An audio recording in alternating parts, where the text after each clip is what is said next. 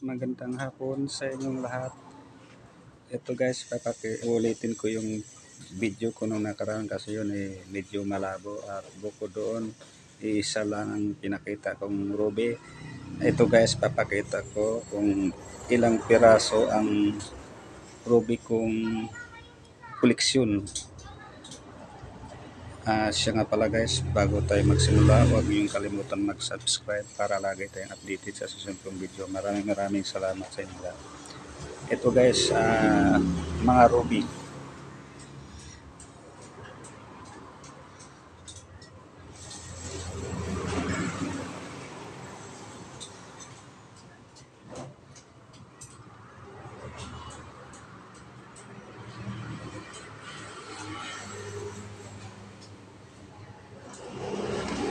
Ito guys, nasa iba-ibang laki na yung iba nasa 23 carats, yung iba 24.7, 25 carats.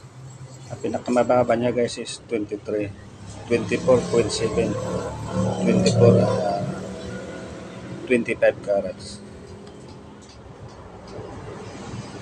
Ito guys, matagal na to sa akin. Talagang koleksyon ko na ito noon pa.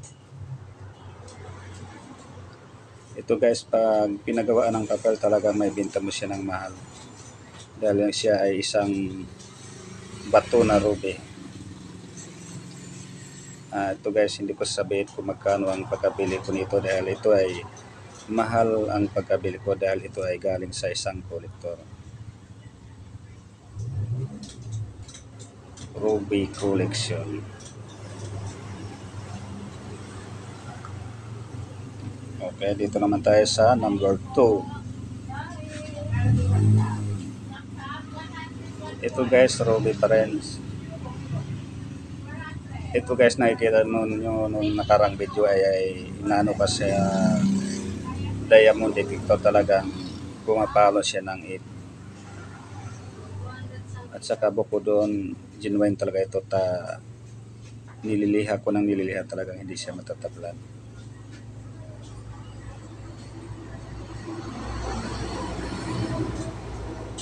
Ruby Collection.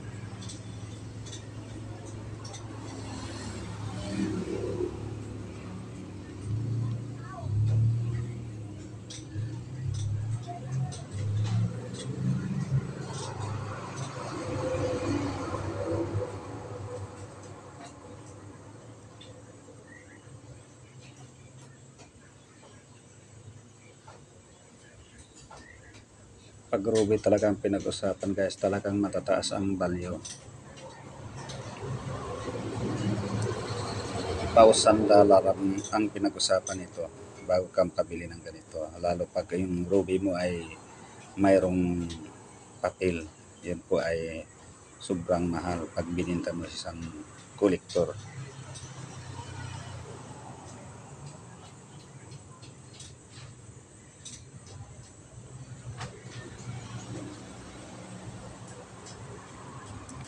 Okay, dito na tayo sa number 3. Ruby pa rin.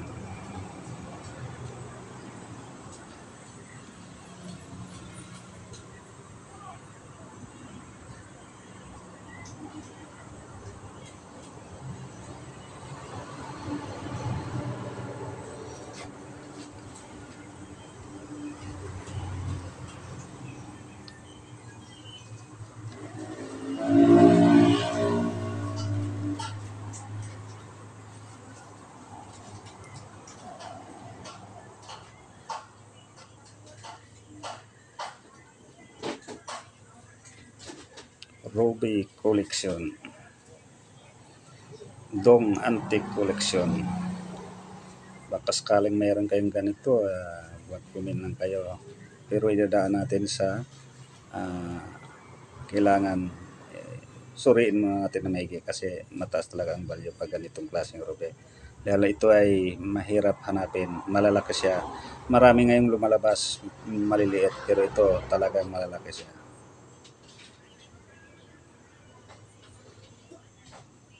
Pag malilit guys, talagang yun po ay aking tinatanggihan.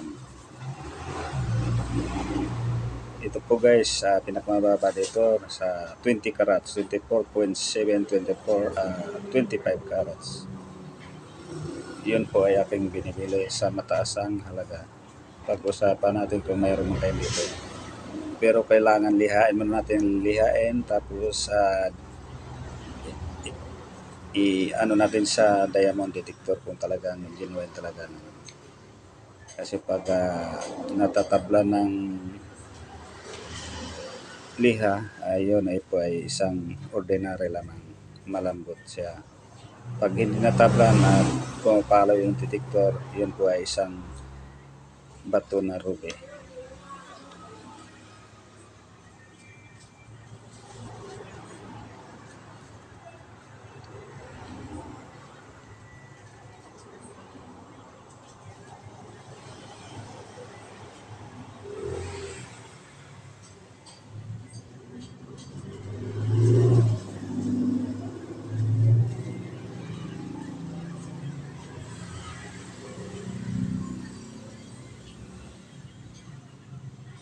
Okay, next tayo. Dito naman tayo sa number 4.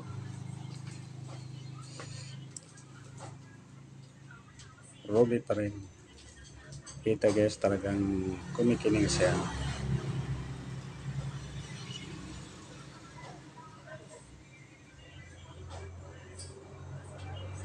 Pag ganitong klaseng ruby guys, bira lang ang naghahawak ng ganito kalaking sukat.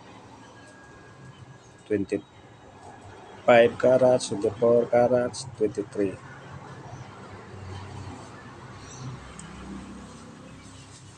Meron pa ditong 24.7, 24.5, 25 carats.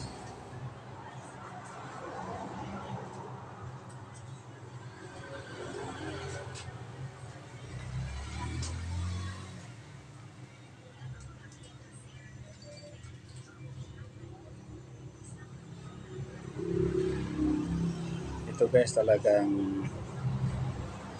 mahirap hanapin dahil nga maraming nagbibinta sa akin pero maliliit. Pagka maliliit talagang tinatanggihan ko. Pero pag ganito kalaki, talagang yun po ay aking binibili. Kasi maganda siya pag ginawa siyang singsing. Malalaki talaga.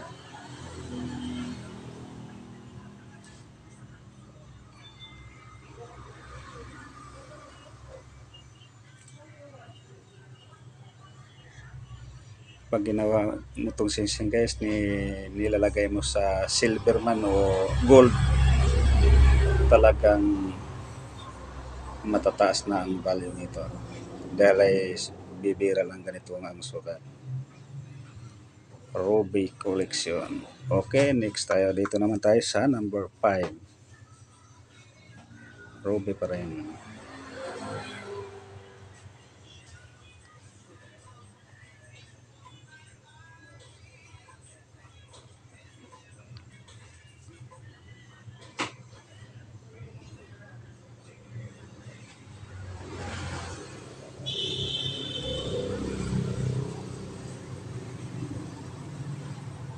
Pag ganito kalaki ang sukat ng ruby mo guys, talagang ilan lang taong may hawak ng ganito. Kaya pag mayroon kayo, kung gusto nyo ibenta sa akin, benta nyo na.